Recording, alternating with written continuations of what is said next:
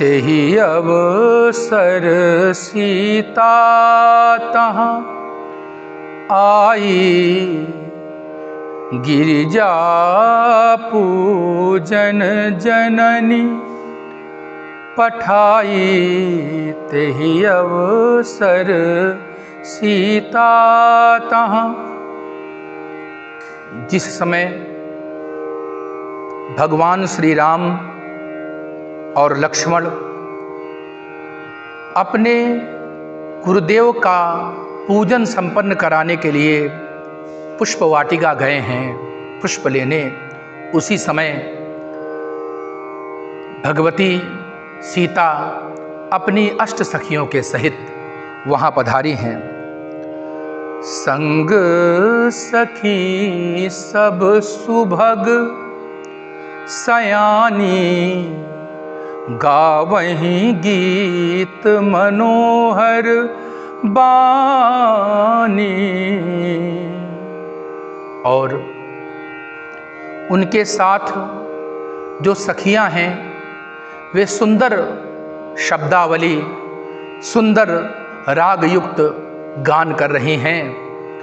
अत्यंत दिव्यतम छवि है भगवती सीता की। सर समीप गिरिजा गृह सोहा, बरनी न जाई देख मन मोहा। वहीं पर एक तालाब है और तालाब के समक्ष ही भगवती गिरिजा का मंदिर है।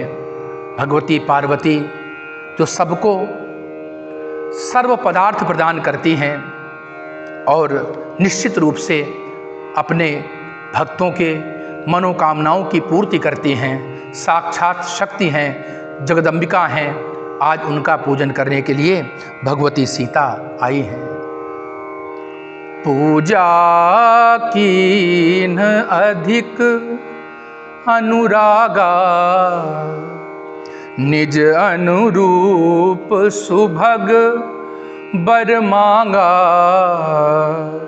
पूजा कीन अधिक अनुरागा।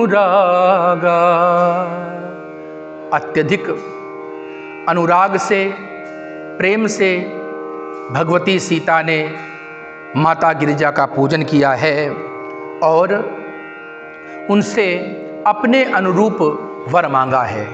वैसे भी जिनको अच्छे वर की तलाश हो या जो व्यक्ति अपने जीवन में अच्छी पत्नी चाहता हो, वो भगवती गिरिजा का पूजन करे, माता पार्वती का पूजन करे, दुर्गा देवी का पूजन करे और हो सके तो बालिकाएं जो हैं वो कात्यायनी मंत्र का जप करें। ओम कात्यायनी महामाये महायोगिन्यधीश्वरी नंद गोप सुतम देवी पतिम मे कुरुते नमः। इस मंत्र का जप करने से कन्याओं को मनोवांछित वर की प्राप्ति होती है। और इसी प्रकार से पुरुष वर्ग पत्नी मनोरमाम देहि मनोवृत्तानुसारिणीम तारिणीम दुर्ग संसार सागरस्य कुरोद्भवाम, इस मंत्र का जप करते हैं तो उनको अनुकूल पत्नी की प्राप्ति होती है। भगवती सीता माता पार्वती का पूजन करती हैं। एक सखी सिय संग बिहाई, गई रही देखन फुलवाई। तेहि दो बंधु बिलो के जाई, प्रेम बिबस सीता पहीं आई। और जिस समय यह पूजन चल रहा था उसी समय सीता जी की एक सखी पुष्प वाटिका का अवलोकन करने गई और वहाँ पर उसने दो राजकुमारों को देखा। उन राजकुमारों को देख करके उसकी दशा बिगड़ गई। सारी सखियां पूछ रही हैं तो बता रही है, देखन बाग कुंवर दो आए, भय किशोर सब भांति सुहाए। हे सखी, इस समय हमारे मिथिला के बाग का अवलोकन करने दो राजकुमार आए हैं। मैं कैसे उनकी सुंदरता का वर्णन करूं। मैं जैसे ही मैंने उनके ऊपर दृष्टिपात किया, मेरी यह दशा हो गई कि ऐसा लगता है कि मानो नेत्रों ने जो सुख जाना है उसका वर्णन हम अपने मुख से नहीं कर सकती। बरनत छवि जहाँ तहाँ सब लोगू, अबसी देखी यहीं देखन जोगू। आज पूरे मिथिला में उन्हीं की चर्चा हो रही है। सभी कह रहे हैं कि ये दोनों राजकुमार देखने के योग्य हैं, इनका दर्शन हमें अवश्य करना चाहिए। तासु बचन अतिशयहि सुहाने, दरस लागी लोचन ललचाने।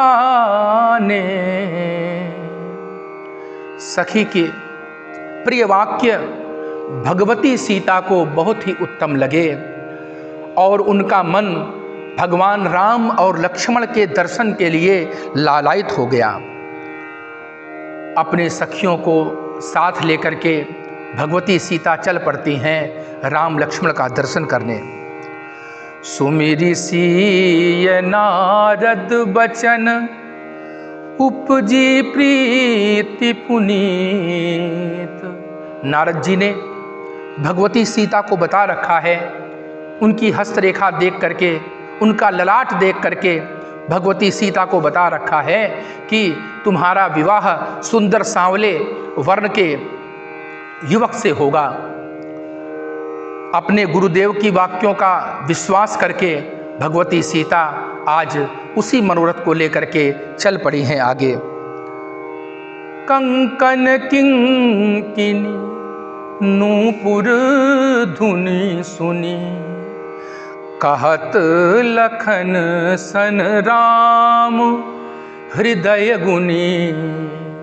और जिस समय भगवती सीता अपनी सखियों के सहित चली आ रही हैं उस पुष्प वाटिका में, तो भगवान ने उनके पायलों की जो ध्वनि सुनी है उसको सुनकर के लक्ष्मण जी से कहते हैं, मानहु मदन दुंदुभि दीन्ही, मनसा विश्व विजय चाह कीन्ही। अस कही फिर चितए तेहि ओरा, सिय मुख शशि भय नयन चकोरा। आज सीता और राम की प्रथम भेंट है यहाँ मृत्युलोक में। ऐसा लगता है मानो क्षीर सागर के बिछड़े हुए प्रेमी आज यहाँ पर मिलेंगे। देखी सिय शोभा सुख पावा, हृदय सरा हत बचन नावा। श्री राम जी सीता के उस देदीप्यमान स्वरूप को देख रहे हैं और देख करके उनके हृदय में जो उद्गार जगे उसको व्यक्त करने के लिए उनके पास वाक्य नहीं है। लक्ष्मण जी से कहते हैं, तात जनक तनया यह सोई, धनुष यज्ञ जेहि कारण होई। हे लक्ष्मण, यही राजा जनक की पुत्री सीता है जिसके कारण इतने बड़े धनुष यज्ञ का आयोजन हो रहा है। पूजन गौरी सखी ले आई, करत प्रकाश फिरे फुलवाई। और ये जो पुष्पवाटिका में जिनके द्वारा प्रकाश हो रहा है ये सीता जनक की पुत्री हैं और माता के आदेश को प्राप्त करके ये सखियां इन्हें पूजन के लिए लेकर के आई हैं। तो करत बत कही अनुज सन, मन सिय रूप लुभान। भगवान श्री राम और सीता वैसे भी एक दूसरे में अनुरक्त हैं। ऐसी बातें करते करते भगवान श्री राम के मन को सीता जी का स्वरूप बहुत अच्छा लगा। चितवती चकित चहु दिशि, सीता कहाँ गए नृप किशोर, मन चिंता। थोड़ी देर के लिए ओझल हो गए हैं राम लक्ष्मण, तो सीता जी के मन में बड़ी चिंता है। लताओट तब सखिन लखाए, श्यामल गौर किशोर सुहाए। लता ओट तब सखिन लखाए, लताओं की ओट से तब सखियों ने दिखाया कि वो देखिए राम और लक्ष्मण वहाँ पर खड़े हुए हैं। देखि रूप लोचन ललचाने, हर से जनु निज निधि पहचाने। उस स्वरूप को देख करके सीता जी के नेत्र मानो थके से रह गए और ऐसा लगा मानो उनको कोई अपनी वस्तु मिल गई है। इस प्रकार से लोचन मग राम ही उर आनी, दीन्हे पलक कपाट सयानी। नेत्रों के रास्ते श्री राम जी को अपने हृदय में स्थापित करके भगवती सीता ने अपने नेत्र बंद कर लिए। जब सिय सखीन प्रेम बस जानी, कही न सकहीं कछु मन मुस्कानी। क्षीर सागर के बिछड़े हुए प्रेमी जब पुष्प वाटिका में मिले हैं तो उनकी दशा बड़ी विचित्र हो गई।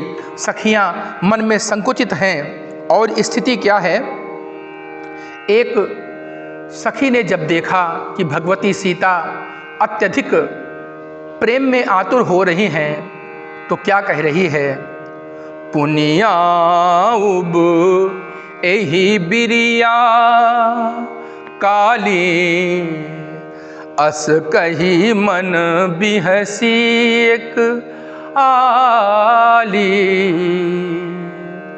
सीता जी से वो सखी कहती है कि पुनः इसी समय हम लोग पुष्प वाटिका में आएंगे, फिर दर्शन कर लेना।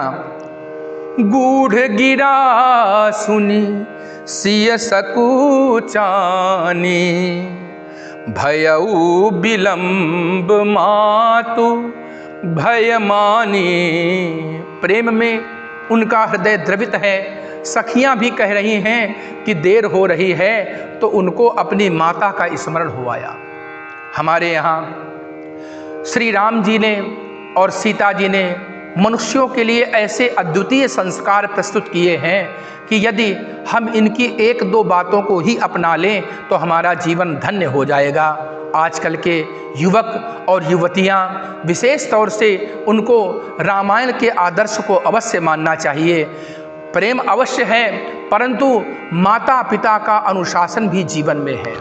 भगवती जगदम्बिका जिनके बारे में कहा गया है कि उद्भव स्थित संहार कारणीम क्लेशहारिणीम सर्वश्रेयस्करीम सीताम नतोहम राम वल्लभाम, जिनके भ्रकुट के इशारे मात्र से उत्पत्ति पालन और संहार हो जाते हैं, ऐसी भगवती सीता आज आदर्श प्रस्तुत कर रही हैं हम सभी के समक्ष।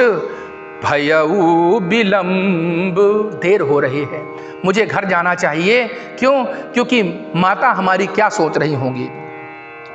धरी बड़ी धीर राम उर आने, फिरी अपन पौ पितु बस जाने। माता पिता अपने संतान का जितना अच्छा भला कर सकते हैं, संसार में कोई दूसरा उतना अच्छा भला नहीं कर सकता। पर हम जब थोड़ा युवा होते हैं या हम में जब थोड़ी बुद्धि आ जाती है तो हम माता पिता की बातों की अवहेलना करने लगते हैं। इसलिए रामचरितमानस और रामायण हमको ये सिखाती है कि हमें अपने माता पिता और गुरु के वाक्यों को हमेशा मानना चाहिए। यहाँ तक कि कहा गया है, अनुचित उचित विचार तज जे पालहि पितु बैन। पिता के वाक्यों में उचित और अनुचित का व्यवहार नहीं लाना चाहिए। जो भी पिता आज्ञा दे उसे मानना चाहिए।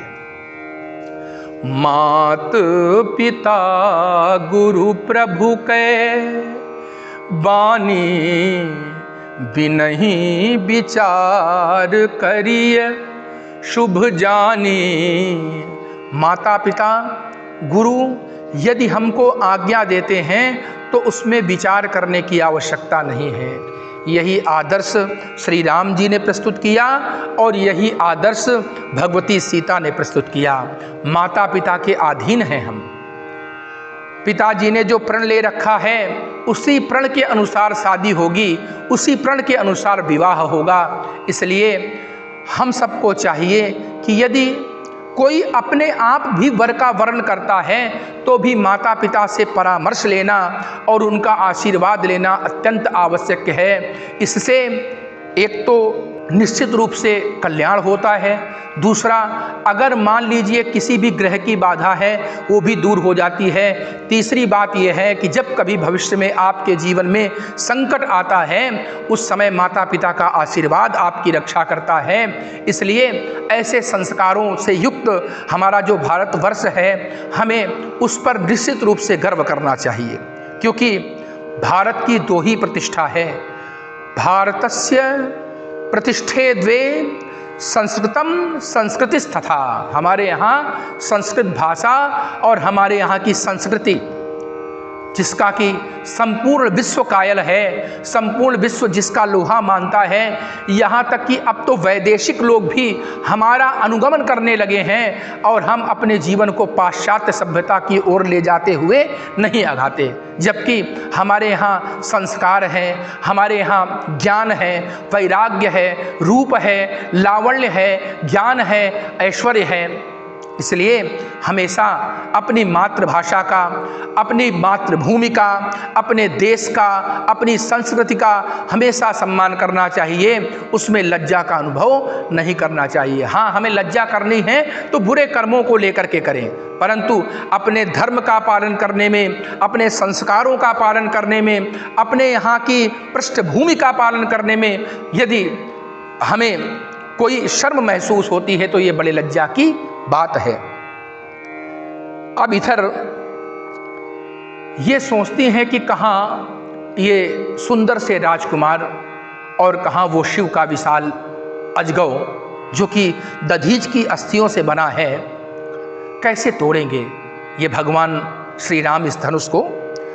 अब बार बार ऐसा सोच रहे हैं तो मंदिर में पूजा कराई हैं, पुनः माता जी के चरणों में प्रणाम करती हैं और उनको प्रणाम करके कहती हैं, जय जय गिरी बरराज किशोरी, जय महेश मुख चंद्र चकोरी, खडानन माता जगत जननी दामिनी द्युति गाता,